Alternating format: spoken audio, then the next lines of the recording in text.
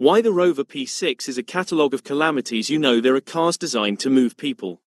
Then there is the Rover P6. It seems to have been designed by a group of architects who were told they had to make a sedan.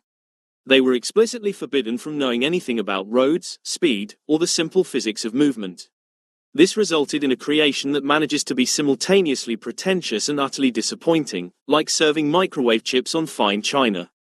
The point is this. If you are currently gazing upon one of these vintage monuments to British industrial confusion, perhaps in a shed where it has been slowly dissolving into iron oxide dust for 20 years, you need to immediately turn around and walk briskly towards a reliable German alternative.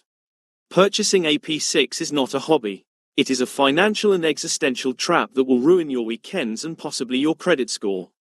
And another thing, the Rover P6 is often lauded for its innovative design, particularly that strange, complex structure where the body panels bolt onto a basic skeleton.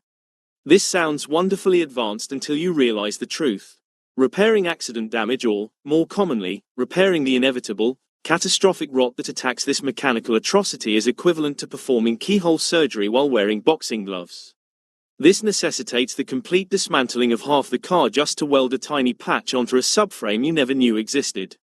This complex internal framework, rather than promoting longevity, simply provides more hidden corners for water to collect and quietly incubate the terminal cancer of rust.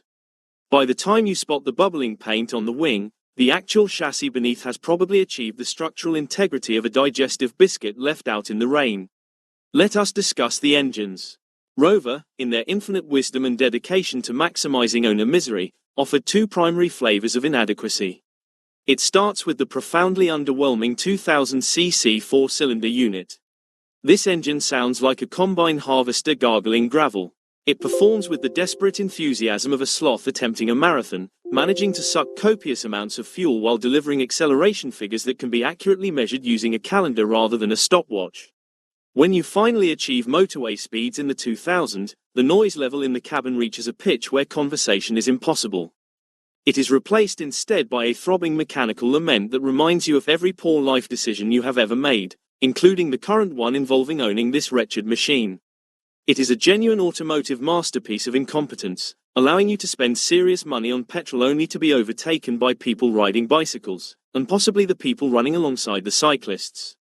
The other option, the famous Buick-derived V8, is only marginally better and manages to introduce its own fresh horrors to the ownership experience. It offers the tantalizing promise of power, which is promptly negated by the fact that the entire cooling system seems to have been designed by somebody who thought water existed only in theory. This leads to overheating scenarios so predictable you can set your atomic clock by them. And when that V8 does start to work, the steering system gives the driver the vague, unsettling sensation that the front wheels are connected to the steering wheel via several hundred yards of cooked spaghetti. It demands constant correction and provides absolutely zero feedback about the position or intentions of the front end. This is a dynamic characteristic I usually associate with driving a heavily laden barge across choppy seas, not a supposedly executive sedan from the swinging 60s. And another thing, the rear suspension setup. Oh, the much vaunted de Dion tube arrangement. Everyone insisted it was fantastically innovative and clever because it reduced unsprung weight.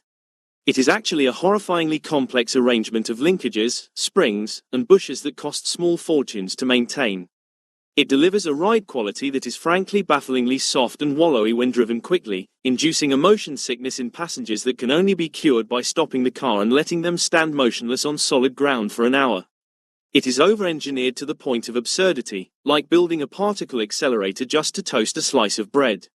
It provides complexity where simplicity was demanded and offers absolutely no tangible benefit to the average driver. The average driver simply wanted the wheels to stay attached to the vehicle without requiring a full engineering degree to maintain them. The interiors are another area of truly spectacular British failure. They are lined with what Rover hoped would be seen as elegant wood veneer, but which often turns out to be wafer-thin plastic attempting a convincing imitation of something that grew naturally. This is frequently accompanied by upholstery materials that appear designed to soak up moisture and perpetuate the persistent, damp smell of old tweed and stale disappointment. Furthermore, try to find a P6 today where all the electrics are functional, particularly the legendary self-leveling suspension units on later models, which typically expired decades ago and have been replaced with a rusty fixed spring. This leaves you with a car that handles with all the grace and precision of a collapsing deck chair. Trying to fix the wiring is a dark journey into the heart of Lucas Electrics, where every wire seems to be the wrong color, and the fuses appear to be made of chocolate, ready to melt away at the first hint of actual electrical current. This confirms the old joke that the Prince of Darkness designed these systems entirely on purpose just to annoy conscientious mechanics. The point is, the Rover P6 represents a specific, catastrophic moment in British motoring history where aspiration completely outstripped execution. It leaves behind a legacy of technically interesting but fundamentally unreliable vehicles that demand the financial outlay of a luxury car while delivering the driving dynamics of a badly maintained council estate bus. Do not be fooled by the romantic image of the classic British saloon. Beneath that somewhat restrained exterior lurks a mechanical beast that is itching to bankrupt you, strand you on the hard shoulder, and generally make you question why you did not just buy a reliable Japanese car that actually started in the morning. Buying a P6 is not motoring. It is a highly inefficient, rust-prone, and consistently frustrating form of mechanical masochism. You have been warned, now go and buy something decent.